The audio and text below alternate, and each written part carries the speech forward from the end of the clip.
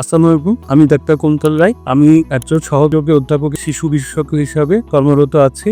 বর্তমানে আমি Minerva hospital কাকরাইলে সন্ধ্যা 6টা থেকে রাত 7টা পর্যন্ত শিশুদের বিভিন্ন রোগের চিকিৎসা সেবা দিয়ে আসছি। শিশুদের বমি, কোষ্ঠকাঠিন্যের সমস্যা, গ্যাস হওয়া, শিশুরা ঠিকমতো খেতে চায় না, খাবারে অরুচি, যারা ঠিকমতো বড় হচ্ছে না বা বাড়ছে না তাদের চিকিৎসা, শিশুদের জন্ডিস, টাইফয়েড, নবজাতক যাদের বয়স 14 থেকে 28 দিন তারা যে সকল সমস্যাতে ভুগে, যেমন বাচ্চা হলুদ হয়ে যাচ্ছে জন্ডিস বলি, কোন বাচ্চার চিকিৎসা, বাচ্চার কাশি, শ্বাসকষ্ট, অনেক বাচ্চা দেখা যায় যে বুক দেবে যাচ্ছে, যেসব বাচ্চা জন্মের পরে কাঁদে না, কান্নাকাটি করে না, যেসব নবজাতকের জ্বর আসে আমরা যেটাকে সেপসিস বলি, নবজাতকের ডিহাইড্রেশন বা পানি শূন্যতা, এই সকল রোগের চিকিৎসা অনেক বাচ্চা আমাদের কাছে আসে। অ্যাকুট ব্রঙ্কাইটিস হলো একটি ভাইরাস জনিত রোগ, যেটা সাধারণত 2 মাস থেকে 2 বছর বাচ্চাদের বেশি হয় এবং দেখা যায় যে এই রোগের বাচ্চারা তীব্র জ্বর থাকে না, জ্বরটি থাকে হলো 100-101 এরকম একটি জ্বর থাকে, তার সাথে বাচ্চার কাশি থাকে, শ্বাসকষ্ট থাকে, কিন্তু দেখা যায় যে বাচ্চা হাসি খুশি থাকে,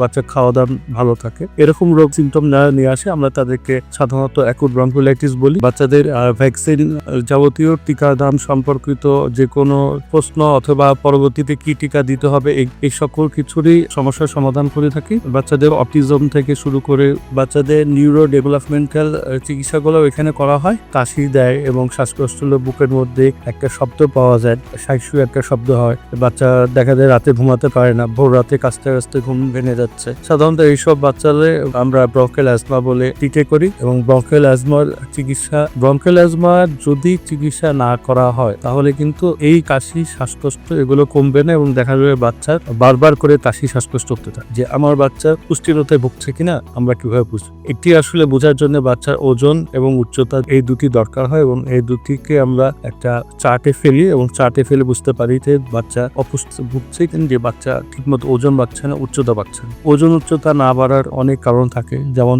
বাচ্চাকে ঠিকমতো নিউট্রিশন বা খাবার দেওয়া হয় না, যেসব বাচ্চা ঠিকমতো খায় না, যাদেরকে ভালো মতো নিউট্রিশন দেওয়া যায় না, তারা ওজন উচ্চতা কম থাকে। এছাড়া কিছু হরমোনের কারণে ওজন উচ্চতা কম থাকতে।